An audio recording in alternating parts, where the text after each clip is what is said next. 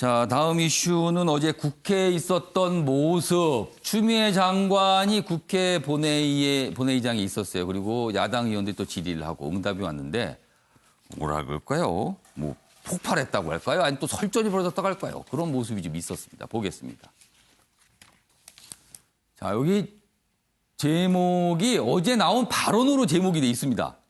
억지 궤변에 무한 인내하고 있다. 근거 없는 새치요. 버럭 했다는 거예요. 그리고 아들 참 고맙다. 엄마가 당대표에서 미안하다. 뭐 이런 얘기도 나왔습니다.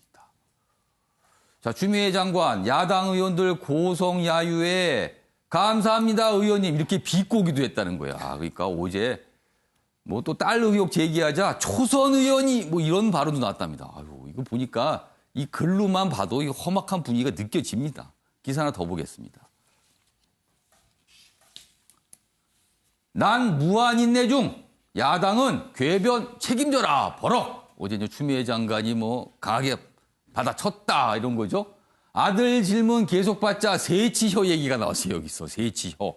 그리고 뭐 참 막 약간 감탄사인데 뭔가 기가 막히다라는 어떤 반응이 있을 때 나오는 감탄사. 초선이 할 소리냐. 그리고 뭐 이런 얘기가 있었습니다. 그리고 아픈 아들 편안 카투사 가서 다행이라 생각했다. 뭐 이런 얘기도 나왔다고 합니다. 자, 그럼 어제 모습 영상으로 준비했습니다. 보시죠. 장관님이나 남편분께서 전화 안 하셨다는 말씀 책임지실 수 있는 거죠? 책임이라는 용어는 그런 때 쓰는 거 아니죠. 지금까지 몇 달 동안 부풀려온 억지와 궤변에 대해서 어떤 책임을 지시겠습니까? 저는 무한 인내로 참고 있는데요. 공정과 정의가 국민이 바라는 바입니다. 그런데 공정은 근거 없는 새치혀에서 나오는 것이 아니라는 것을 국민은 잘 알고 계실 겁니다. 지금 우리 장관님과 장관님 가족을 둘러싼 이런 논란, 지금 자녀분들이 다 거론되고 있습니다. 이제 초선 의원으로서 이 마지막 질문을 그렇게 장식하는 것이 과연 바람직한지. 저는 제 아들이 참으로 고맙습니다.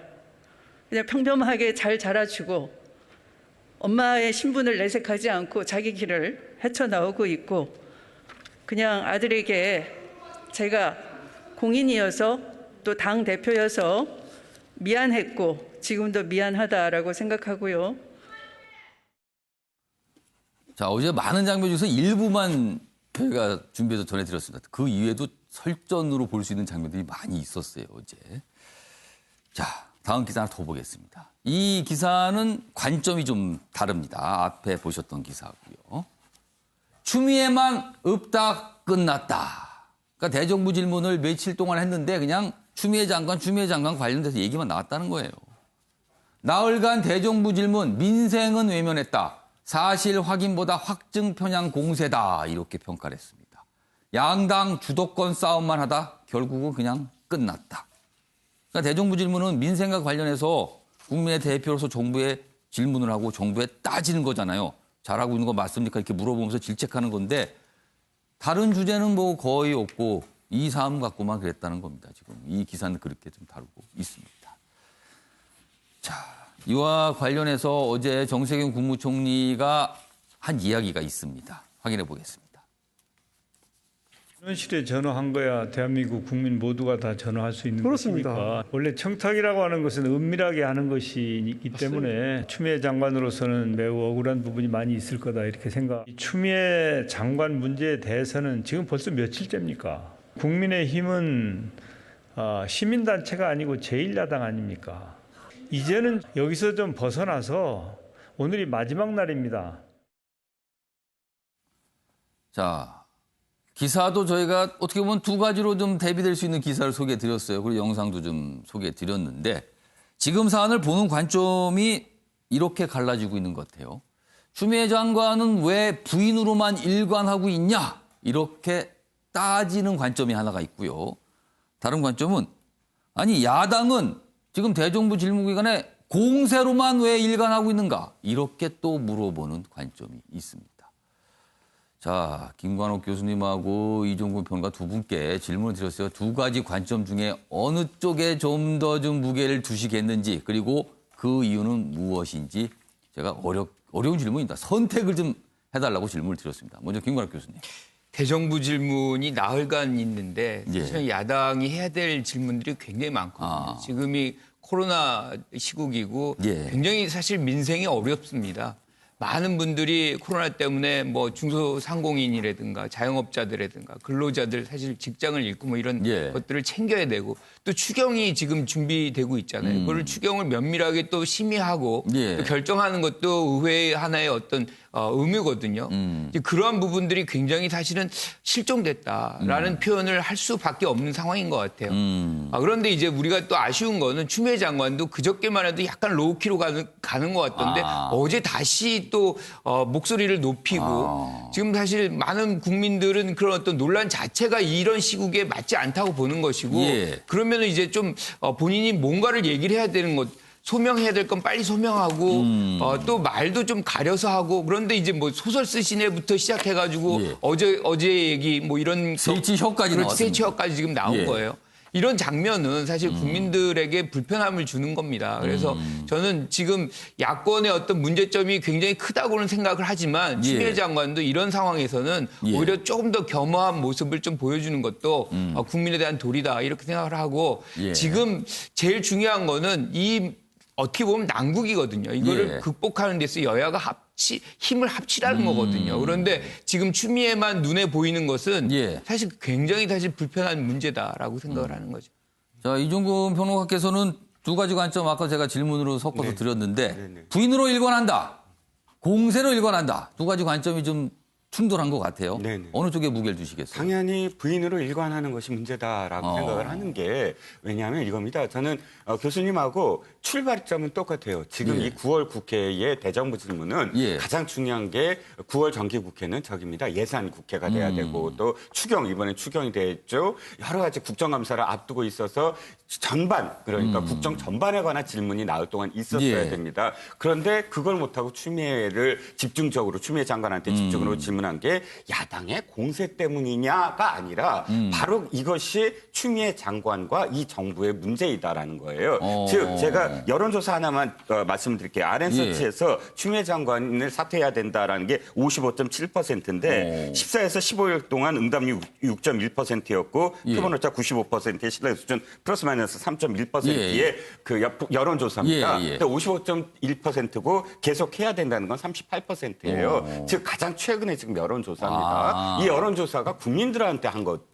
야당 의원들한테 한 게 아니거든요. 즉 국민들이 지금 이렇게 지켜보면서 이제는 좀 뭔가 이 정부가 너무 오만하고 독선적인 것에서 벗어나서 책임이 있는 것은 책임을 지우고 예. 이 문제를 일단락시켜야 되는데 지금은 도리어 더 당당하게 지금 이야기가 나오고 있다. 하지만 그동안 나왔던 숱한 그런 의혹과 그동안 나왔던 숱한 그런 또 다른 증언들은 어떻게 할 것이냐. 마지막으로 한 말씀만 더 드리면 추미애 장관 이렇게 말씀하셨어요. 예. 엄마의 신분을 내색 안 하고 잘 지냈다. 그런데 보좌관이 추미애 보좌관이 예. 3번씩이나 전화 건 사실은 지금 나타났습니다. 그러면 아는 형님이라서 뭐 이 전화를 했다고 한다면 예. 거기에 그렇게 기록돼 있어야 돼요. 아는 형님이 전화했다고. 어떻게 기록돼 있죠? 추미애 보좌관이 전화했다고 지금 증언을 했습니다. 추미애 보좌관이라고 자신의 신분을 이야기하고 예. 전화한 것이 어떻게 신분을 내색하지 않은 게 됩니까? 그러니까 지금 국민들이 바라보는 불편함은 예. 이 정부가 추미애 장관만이 아니라 뭐 조국 장관 시절부터 너무나 지금 그냥 보호하려고만 하고 예. 감싸려고만 하고 자신들은 선하고 상대편은 무조건 악이다. 이런 구도로서 일관되기 때문에 예. 불편한 게 아닌가 싶습니다. 어제 대정부 질문 마지막 날이죠. 이제 끝났어요. 대정부 질문은. 근데 어제 추미애 장관 여러 가지 얘기했는데 한 가지 굉장히 좀 어떻게 보면은 향후에 굉장히 중요할 수 있는 대목이 하나가 있었습니다. 그 내용 기사로 보겠습니다. 다음입니다. 추미애 장관, 나도 그리고 남편도 국방부에 민원 안 넣었다. 이렇게 되면요. 지금 군에서 작성한 걸로 돼 있죠? 그 면담일지. 거기에는 부모가 연락을 했다라는 내용이 들어가 있거든요. 그러면은 그 군 면담일지를 전면 부인한 셈이 됩니다. 다른 겁니다. 완전히 지금요. 그리고 어제 나온 발언 중에 처음에 요 사안이 시작될 때는 당직사병의 얘기부터 시작됐잖아요. 당직사병이 전화를 걸었는데 집이라 그랬고 그 위에 누가 찾아왔다 뭐 이런 얘기부터 시작됐는데 그 당직사병과 관련해서 추미애 장관이 이웃집 아저씨의 오인과 추측이다 이렇게 얘기를 합니다. 그리고요, 요 민원을 나도 남편도 넣지 않았다 이 부분은 여기 보세요. 이 아랫부분 잠깐 보겠습니다. 이 부분입니다. 지금 검찰이 조사를 하고 있는데 검찰 조사 결과에 따라 추 장관이 이번 해명으로 치명상을 입을 수도 있다는 전망이 나온다. 만약에 본인 주장이 맞다라면 완전히 벗어날 수 있는 상황이지만 이게 아니라면 이거는 굉장히 문제가 될 수 있다. 왜냐하면 군 면담일지 내용과 지금 진술이 완전히 다른 거거든요. 지금 상황은요. 이거 어떻게 된 걸까요, 그러면? 자, 그럼 이 장면도 확인해 보겠습니다. 보시죠. 우리 장관님과 부분께서 직접 민원을 넣으신 적이 있습니까? 저는 민원을 넣은 바가 없고요. 제 남편에게도 민원을 넣은 적이 없다는 것을 확인했습니다. 당직 병사 A가 저의 아들과 같은 중대 소속이 아니고 군인들은 같은 중대 소속이 아니면 이웃집 아저씨라고 속칭한다고 합니다. 그 이웃집 아저씨의 오인과 추측을 기반으로 해서 자, 최인현 변호사. 앞부분, 군 면담 일지에 나와 있는 내용, 그거에 대해서 추미애 장관의 좀 발언. 이게 좀 달라요. 이거 글쎄요, 향후 이거 어떻게 되는 거죠, 그러면? 그렇습니다. 그 추미애 장관님이 장관님이기 전에 전직 판사였지 않습니까? 이 사안을 재판에 빗댄다라고 얘기하면은 제가 이렇게 얘기할 수 있을 것 같습니다. 전직 판사의 도박적 변론이다. 이게 어떻습니까? 도박이라는 것이 잘 되면은 대박이고 안 되면은 쪽박인 겁니다. 저희가 어떤 혐의가 있을 때에 단순 부인 전략은 결국 나는 완전히 100% 무죄다라고 얘기할 때만이 할 수 있는 것인데 예. 문제는 지금 얘기하는 것처럼 여러 가지 간접적인 증거들이 나오는 경우에 이런 단순 부인 전략을 하는 것은 굉장히 위험한데요. 그럼에도 불구하고 추미애 장관 같은 경우에는 추다르크라는 별명과 예. 같이 그냥 밀어붙이고 있습니다. 근데 흥미로운 것은 뭐 작년을 이맘때 같은 경우에는 조국 전 장관이 지금 그 정가를 달궜는데 그때에 그 조국 전 장관이 그 SNS에 예전에 올린 글이 있었는데요. 박근혜 전 정부의 어떤 비리에 대해서 대응 방식을 비판했던 이른바 변명기법 4단계가 있었습니다. 첫 번째 단계가 그 조국 장관이 뭐라고 했냐면 딱 잡아댄다. 두 번째가 증거가 나와도 별거 아니다. 세 번째가 너도 그랬지 않냐. 그렇게 했다가도 도저히 안 되면은 마지막 단계가 꼬리 자르기다. 이렇게 그 조국 전 장관이 SNS에 올린 게 있는데요. 예. 지금 지금 말한 것처럼 일단 단순 부인은 딱 잡아떼는 겁니다. 그런데 지금 증거가 나왔잖아요. 근데 그것도 지금 별거 아니다라고 얘기하는데 지금 말씀하신 것처럼 이 그 검찰이 가서 그 국방부에 있는 메인 서버에 파일을 봤더니만 예. 웬 여성의 녹취 파일이 나왔단 말이에요. 그 야당 쪽에서 그런 제보를 받았다고 그렇죠. 얘기를 그러면서 했어요, 지금. 그게 아직까지 확인을 해봐야겠습니다만 예. 목소리는 여성인데 남성이 아버지 이름을 대고 했다라고 얘기를 하는데 예.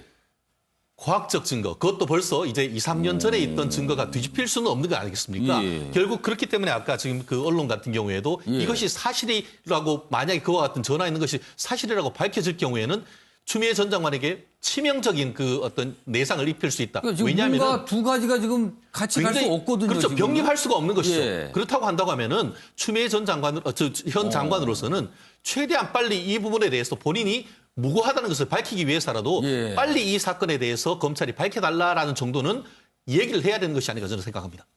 이게 뭐 어떻게 된 영문이죠, 이게? 지금 당사자로 지목된 분들은 뭐 그런 거 없었다, 하지 않았다. 근데 그 문서의 기록에는 뭐가 왔다, 있었다. 이렇게 된 거거든요, 지금요. 이것도 검찰에서 아마 명확하게 좀 뭐 들여다봐야 할 대목인 것 같고요. 자, 주원 교수님. 네.